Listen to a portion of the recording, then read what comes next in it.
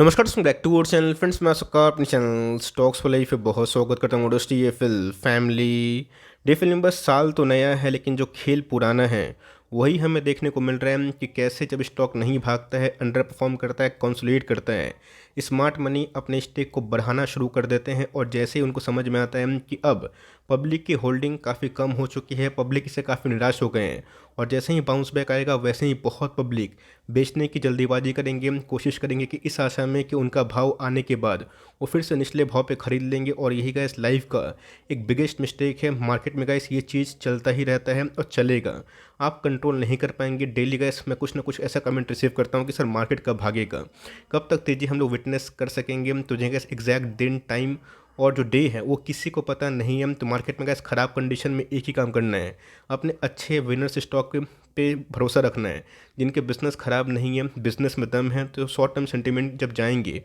और एफआईए जब फिर से मार्केट में री एंटर होंगे भारतीय बाजार में, तो उन सब में ज़रूर एक उछाल होने की उम्मीद है।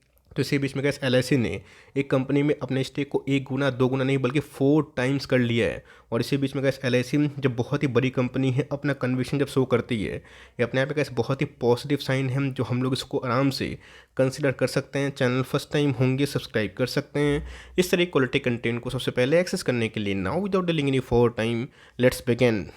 मार्केट में अभी के टाइम आपको अच्छे से पता है किसी के भी पैसे नहीं बन रहे हैं, और 15-16 महीने से ऐसा कंडीशन हो चुका है जहाँ पे मार्केट एक ही रेंज पे घूम रहे हैं, और जहाँ बहुत सारे दिग्गज निफ्टी के भी बहुत सारे स्टॉक अंडर परफॉर्म कर रहे हैं।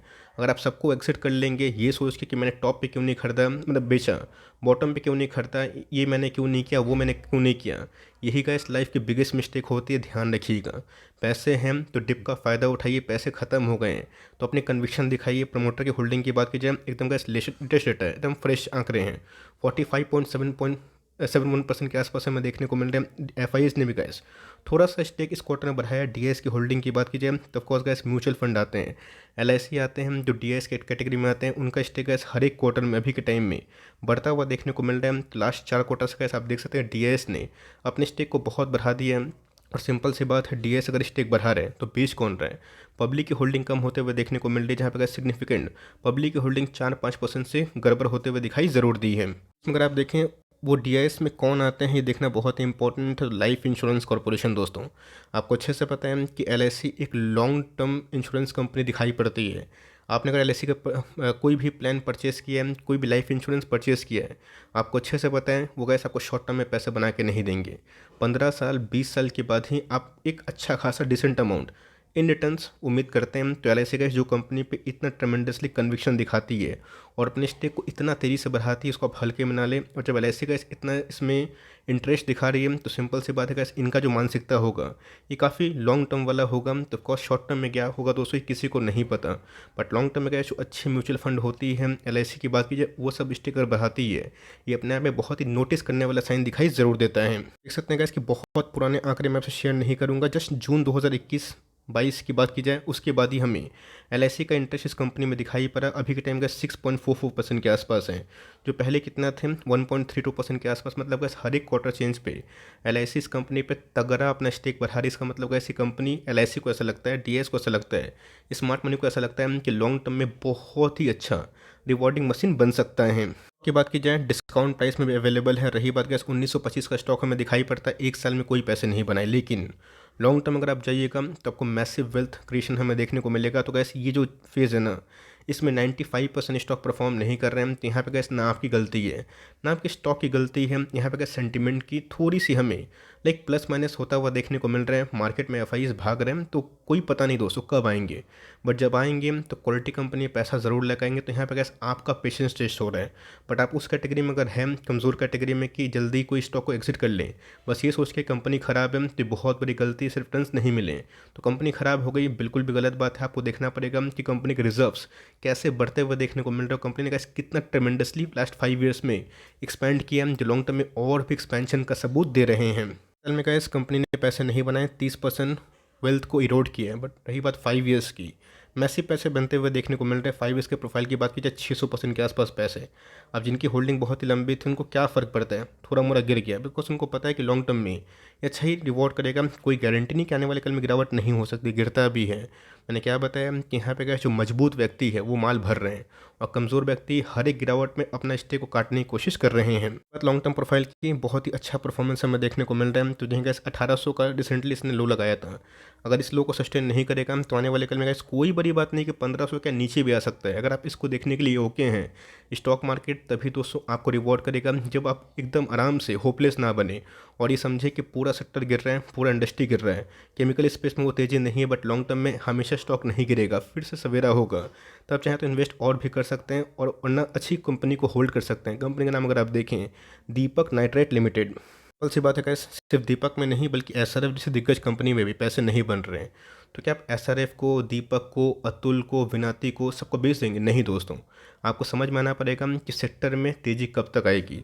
इसको गैस मैं कवर इसलिए कर रहा हूँ बिकॉज पीएलआई इंसेंटिव से गैस फिनॉल का एक्सपेंशन आने वाले कल में और भी ट्रेमेंडसली बढ़ सकता है। चाइना +1 क्यों बोलते हैं गैस? बिकॉज एशिया में चाइना को छोड़ के और कौन सी कंट्री में एक्सपेंशन की उम्मीद है? कैपेक्स हो सकता है उसमें। गैस इंडिया का नाम हमें देखने को मिल रहा है, जहाँ पे गैस यूरोपियन कंट्री भी अभी के टाइम इंडिया की जितने भी कंपनीज हैं उनको अच्छा खासा एक इज्जत और रिस्पेक्ट दे रहे हैं। तो कंपनी का गैस मार्केट कैप 26 करोड़ के आसपास है।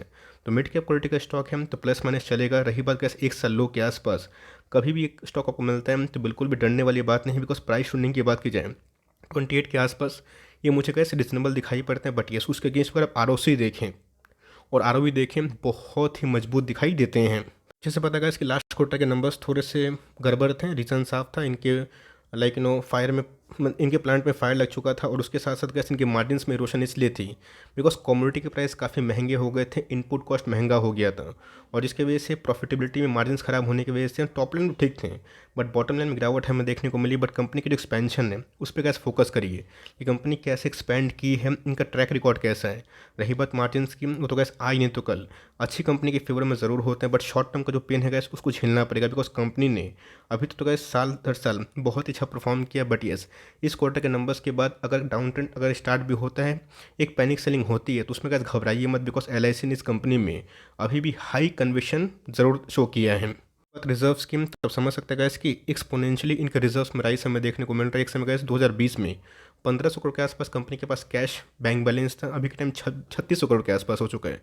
बोनस वगैरह आप ध्यान दें तो बहुत ही कम होते हुए देखने को मिल रहा है। मतलब gas company top line increase कर रही है, बॉटम लाइन डाउन है because of many various issues. और ऐसा भी हो सकता है कि 6-8 महीना पैसे ना बने तो एग्जिट करना गैस ऐसी स्ट्रॉन्ग कंपनी में जिनके बैलेंस शीट एकदम कोर बहुत ही मजबूत है, ये लाइफ की बिगेस्ट मिस्टेक हो सकती है। बस मैं इसमें फोकस करता हूँ, सिंपल सी बात है। बहुत लोग कमेंट करते हैं कि सर कमोडिटी है, लाइक केमिकल्स तो बनाती है बट मैक्सिमम जो उनके एक्सपोजर है कमोडिटीज़ में। बट ध्यान रखिए दोस्तों, कंपनी के एडिशनल कैपेक्स प्लान भी हमें देखने को मिलते हैं। हाई डेरिवेटिव गैस जो फिनॉल्स हैं, जो इको फ्रेंडली है, कंपनी उस पर भी काम करना स्टार्ट कर चुकी है। R&D गैस फैसिलिटेट करवाना कंपनी स्टार्ट कर चुकी है। तो रही बात गैस कंपनी की टॉप लाइन बॉटम लाइन 25% 30% के आसपास ग्रोथ हो रहे हैं, ये बहुत ही सम्मानजनक है।